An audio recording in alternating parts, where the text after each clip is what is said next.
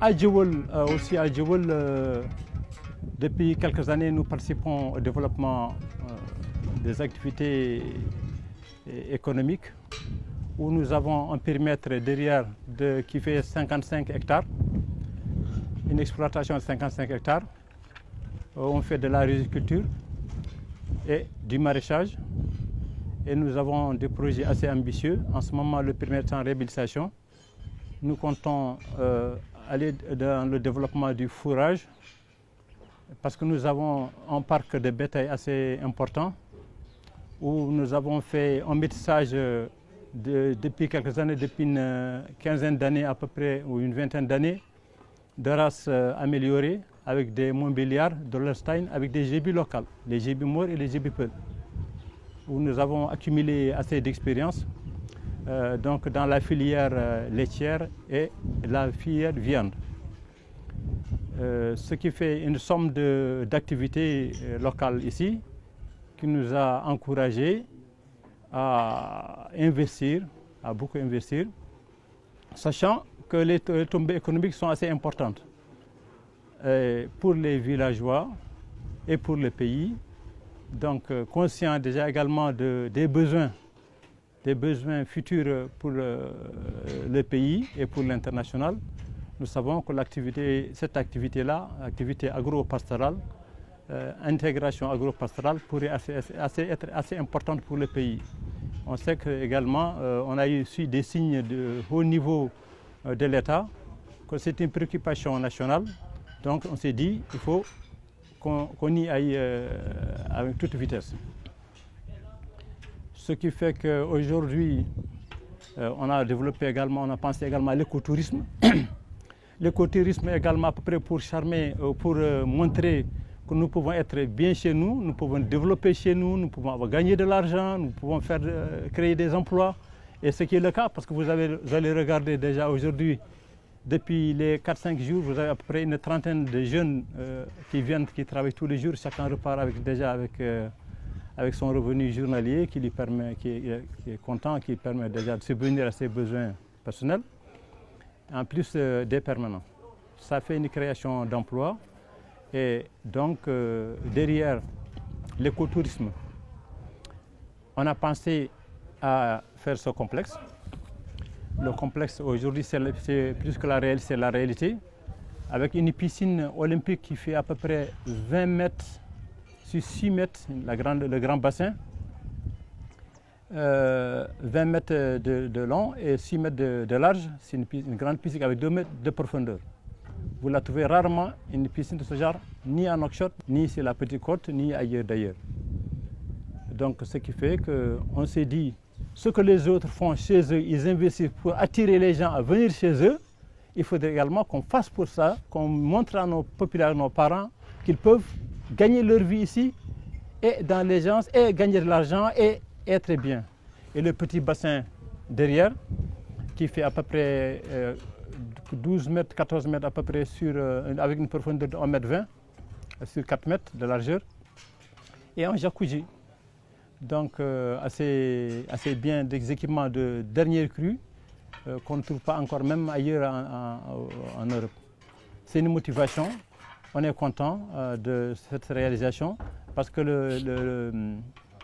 l'objectif à court terme, c'est de recevoir des enfants de toutes les contrées, de faire un développement culturel ici, faire un brassage culturel, organiser des colonies de vacances avec des thématiques assez importantes, montrer nos richesses que nous avons ici localement.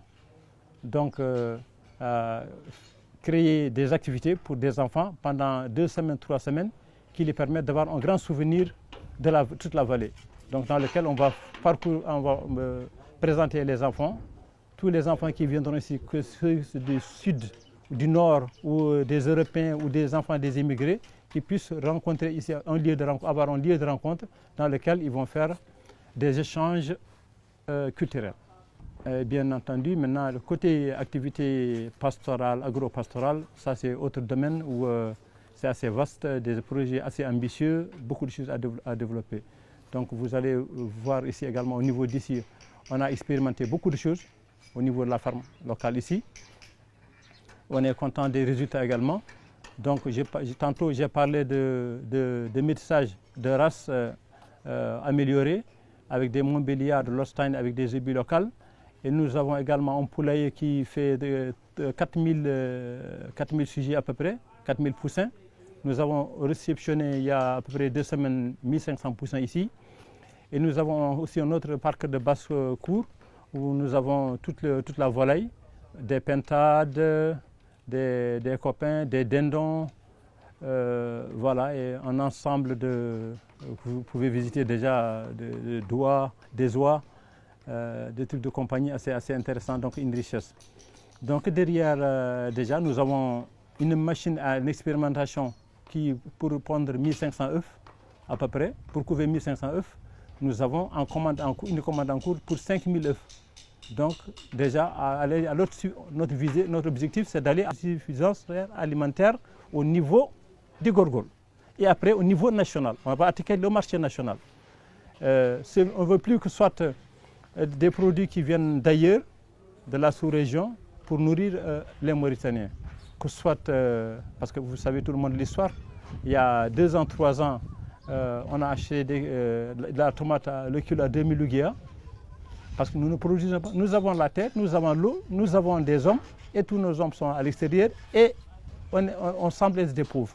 Avec toutes ces richesses, les Mauritaniens, on se pose des questions, qu'est-ce que nous sommes? Donc nous, il faut qu'on apporte notre contribution pour montrer que nous pouvons développer chez nous. Nous n'avons pas besoin d'aller ailleurs. Nous avons des richesses ici, et nous n'avons pas besoin de nous quereller. Il y a à manger, à boire pour tout le monde. Il y a à manger, à boire tout le monde. Et ici, on n'est pas pauvre. Nous n'avons pas encore atteint la croisière parce qu'on a encore des constructions, quelques habitations à rajouter. Des habitations qui tendent avec des matières locaux adaptées pour le milieu également, qui reflètent à peu près le milieu. Quelque chose de typique fleuve. Et donc, nous allons rechercher, ça va viser tout le monde. Ça va viser les enfants à partir de 4 ans, 6 ans à peu près, jusqu'aux adolescents, des enfants jusqu'aux adolescents, et en plus les adultes ou des familles.